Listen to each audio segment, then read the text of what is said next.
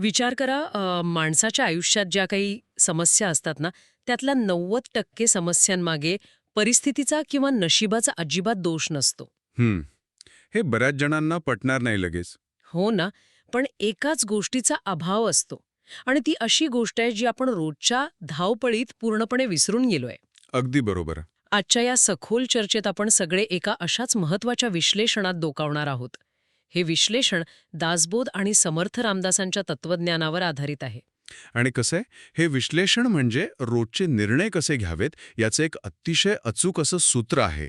नक्कीच. म्हणजे या स्रोताचा मुख्य दावाच हा आहे की 90% समस्यांचे मूळ विवेकाच्या अभावात आहे. हं. ऐकायला खूप सोपं वाटतं हे. हो, वरवर पाहता खूपच सोपं वाटतं. पण जेव्हा आपण स्वतःच्या आयुष्यातील संघर्षांकडे किंवा चुकीच्या निर्णयांकडे पाहतो ना, तेव्हा या दाव्याची खोली खऱ्या अर्थाने लक्षात येते. खरंय.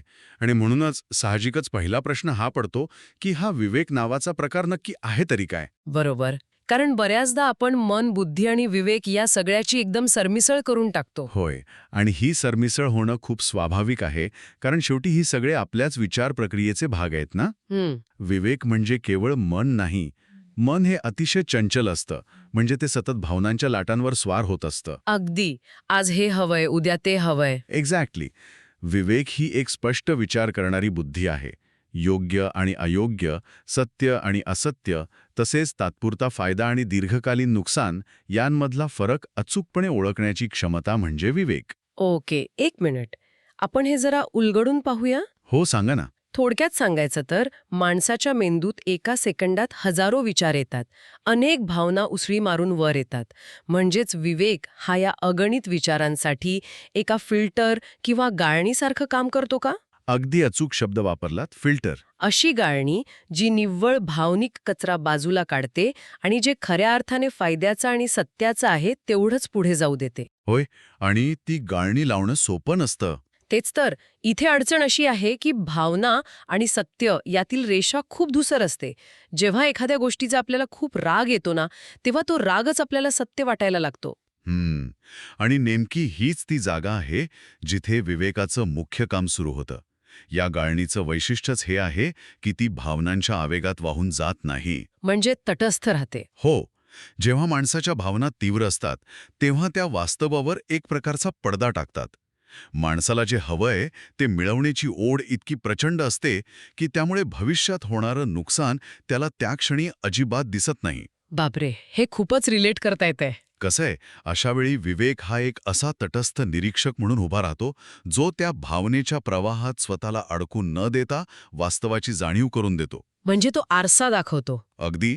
तो सत्याचा आरसा दाखवतो आणि विचारतो की तुला जे आत्ता हवंय ते खरंच तुझ्यासाठी योग्य आहे का? हे तत्वज्ञानाच्या पातळीवर ऐकायला खूप छान वाटतं.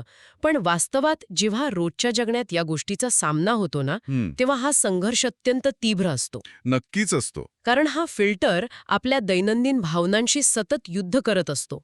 त्यामध्ये दिलेले एक अतिशय साधं पण अचूक उदाहरण घेऊया आपण. अलार्मचं उदाहरण ना? हो. रोज सकाळी अलार्म वाजल्यावर सुरू होणारा आपला सगळ्यांचा संघर्ष. हा, तो तर रोजचाच विषय आहे. बघा ना, हिवाळ्याची सकाळ आहे, बाहेर प्रचंड थंडी आहे आणि अलार्म वाजतो. तिथेच आपल्या आतल्या मनाचा आवाज येतो.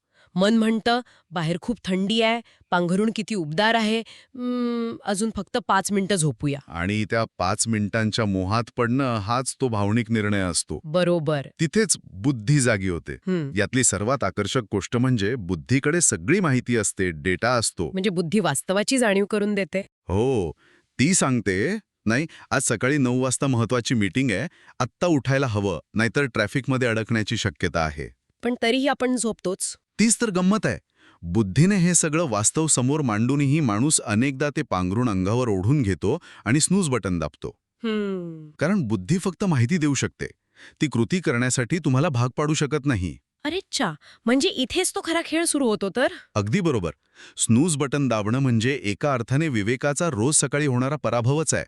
कारण मन भावनेचा विचार करते, बुद्धी फक्त वेळेचा आणि माहितीचं गणित मांडते. पण या दोन्हीच्या पलीकडे जाऊन जो दूरदृष्टीने निर्णय देतो तो म्हणजे विवेक. क्या बात आहे. म्हणजे याच क्षणी जर विवेक जागृत झाला तर तो काय सांगेल? तो सांगेल की जर आत्ता उठला नाहीस, जर हा आळस असाच चालू ठेवलास, तर तू फक्त आजच्या मीटिंगला उशीर करणार नाहीस, तर तुझ्या संपूर्ण करिअरच्या शर्यतीत तू मागे पडशील. बापरे, म्हणजे ती साखळीच आहे पूर्ण. होय, ही केवळ एका दिवसाची गोष्ट नाहीये. ही एक सवय बनतीये जी भविष्याला आकार देतीये, असं विवेक सांगतो.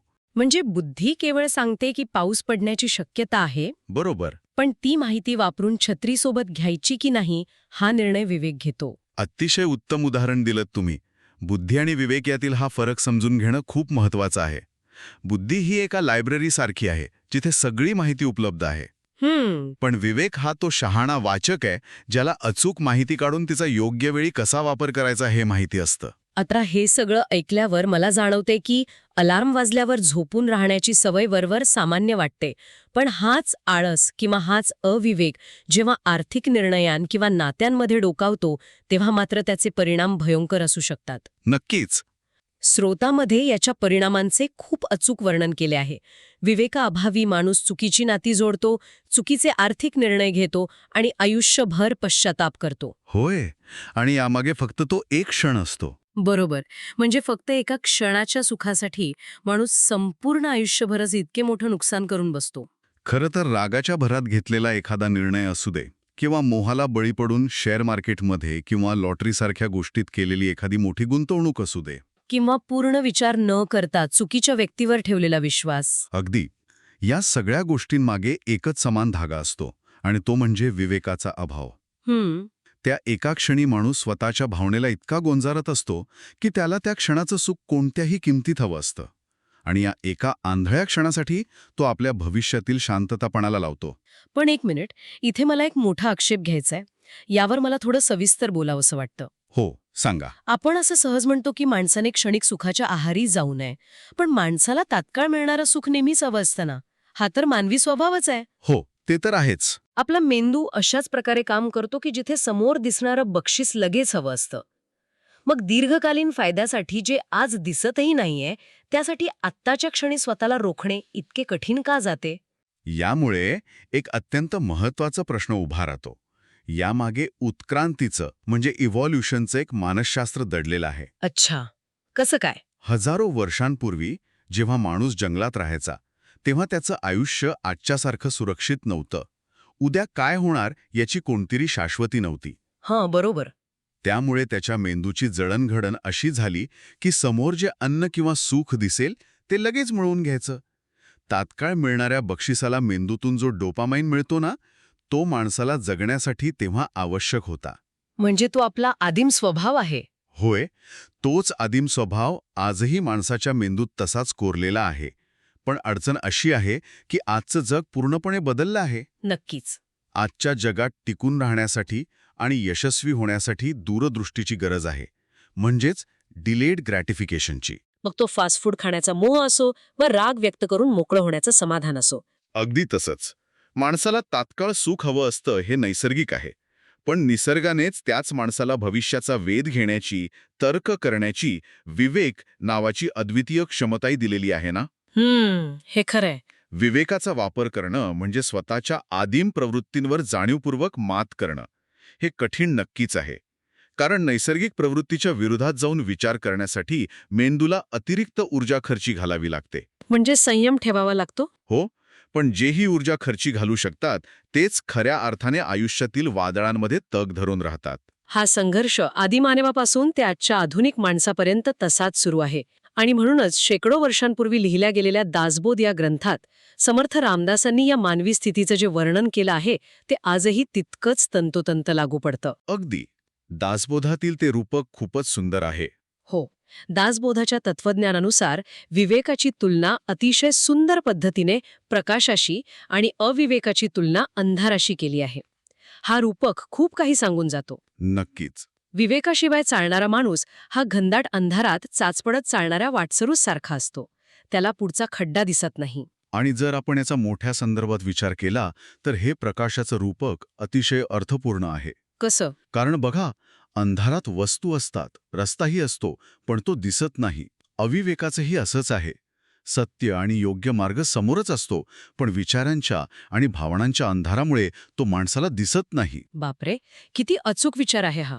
आणि या स्रोतातील सर्वात ताकदवान विचार म्हणजे ज्याच्याकडे विवेक आहे तो आयुष्यात कधीच पूर्णपणे हरत नाही. पण एक मिनिट, हा विचार खूप मोठा आधार देणारा आहे. पण कधीच पूर्णपणे हरत नाही याचा अर्थ असा तर नक्कीच नाही की त्याच्या आयुष्यात कधी अपयश येणारच नाही. नाही नाही, तसं अजिबात नाही. कारण अपयश, दुःख, आर्थिक नुकसान हे सगळं प्रत्येकाच्याच वाट्याला येतं ना. मग विवेकी माणूस पूर्णपणे हरत नाही म्हणजे नक्की काय होतं? याचा अर्थ असा की तो माणूस त्या संकटात खचून जात नाही. त्याची स्वतःची ओळख त्या अपयशामुळे पुसली जात नाही. हां, समजलं. विवेक हा माणसाचा आतला होकायंत्र आहे, म्हणजे इंटरनल कंपास.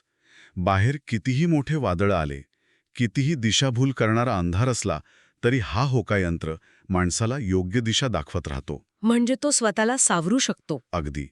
अविवेकी माणूस एका अपयशाने पूर्णपणे कोसळतो, कारण तो भावनेच्या आहारी जातो आणि म्हणतो की माझं सगळं संपलं. हो, बऱ्याचदा आपण हे पाहतो आजूबाजूला. पण विवेकी माणूस शांत राहून परिस्थितीचं विश्लेषण करतो.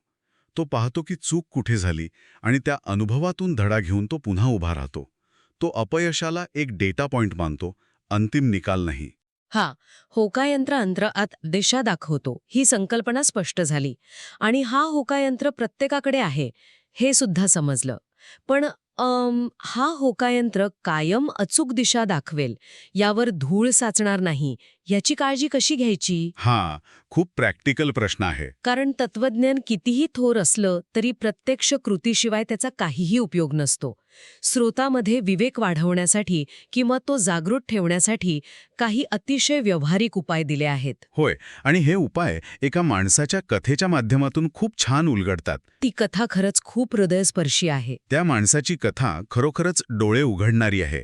तो एक असा माणूस होता जो सतत भावनांच्या आहारी जाऊन निर्णय घेत असे. रागात आला की बॉसला सुनावून नोकरी सोडायची, अहंकारापोटी जवळची नाती तोडायची आणि पैशाच्या मोहापायी कोणताही विचार न करता चुकीच्या ठिकाणी गुंतवणूक करायची. बापरे, म्हणजे पूर्ण अविवेक. होय, त्याच्या या वागण्यामुळे एक वेळ अशी आली की त्याने पैसा, करिअर, मित्रपरिवार आणि स्वतःची शांतता सगळंच गमावलं. तो अगदी शून्यावर आला. आणि इथूनच त्याच्या बदलाची प्रक्रिया सुरू होते, ज्यामध्ये ते 5 उपाय दडलेले आहेत. बरोबर. जेव्हा त्याने सर्व काही गमावलं तेव्हा त्याच्याकडे करण्यासारखं काहीच उरलं नव्हतं. तो एका जागी शांत बसला. आणि हाच तो पहिला आणि सर्वात महत्वाचा टप्पा, निर्णय घेण्यापूर्वी थांबून विचार करणे. हो, हा पॉज खूप महत्वाचा आहे. आपण नेहमी घाईत असतो. कोणी काही बोललं की आपण लगेच इन्स्टंट रिॲक्शन देतो. पण त्या माणसाने पहिल्यांदाच पॉज घेतला. या थांबण्यातच विवेकाला जागं होण्याची संधी मिळते ना. अगदी बरोबर. जेव्हा तू शांत बसला तेव्हा त्याला दुसरा टप्पा समजला, तो म्हणजे भावनांवर नियंत्रण ठेवणे. भावना वाईट नसतात. राग, दुःख या नैसर्गिक गोष्टी आहेत. पण त्या जेव्हा निर्णयांच्या ड्रायव्हिंग सीटवर बसतात आणि आपल्या आयुष्याचं स्टिअरिंग हातात घेतात, तेव्हा त्यात हतक ठरतात. नक्कीच. त्या माणसाला जाणवलं की त्याचे सगळे निर्णय त्याच्या रागाने किंवा लोभाने घेतले होते, त्याच्या विवेकाने नाही. यानंतरचा तिसरा टप्पा जो स्रोतामध्ये दिला आहे तो म्हणजे चांगल्या लोकांच्या संगतीत राहणे किंवा सत्संग.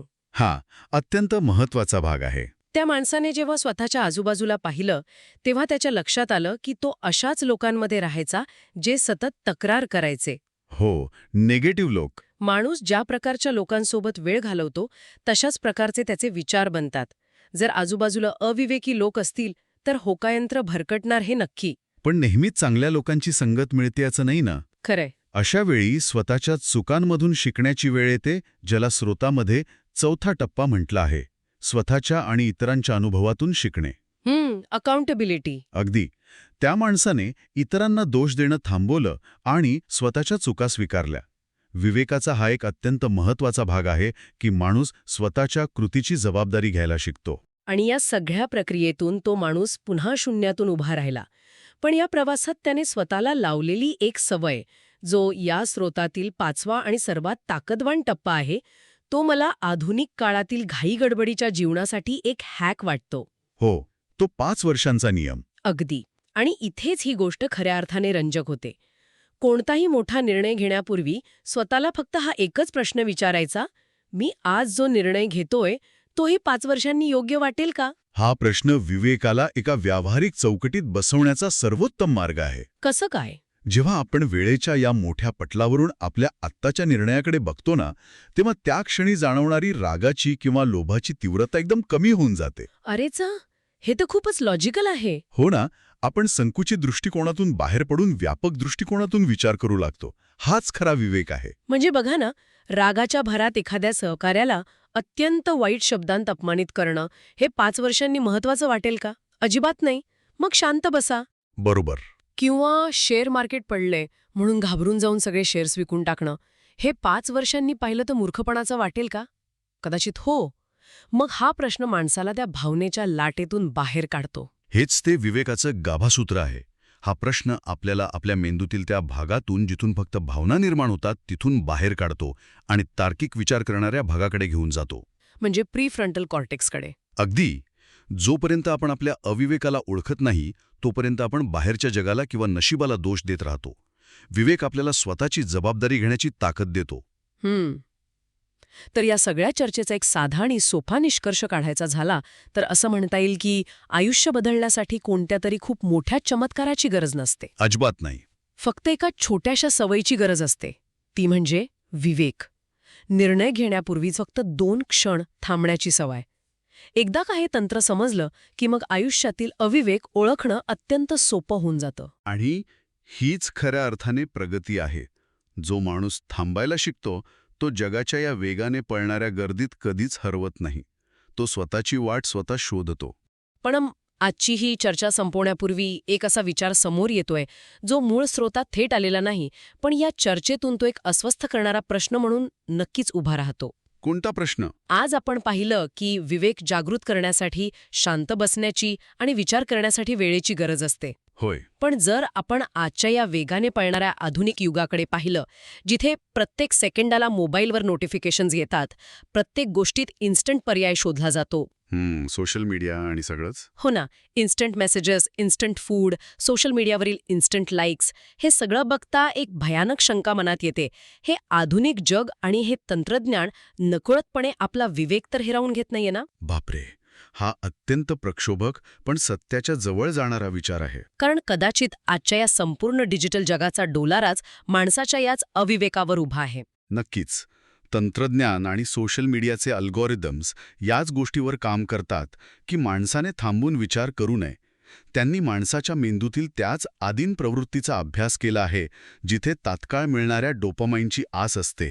म्हणजे ते आपल्याला मुद्दाम वेळ देत नाहीत. अगदी.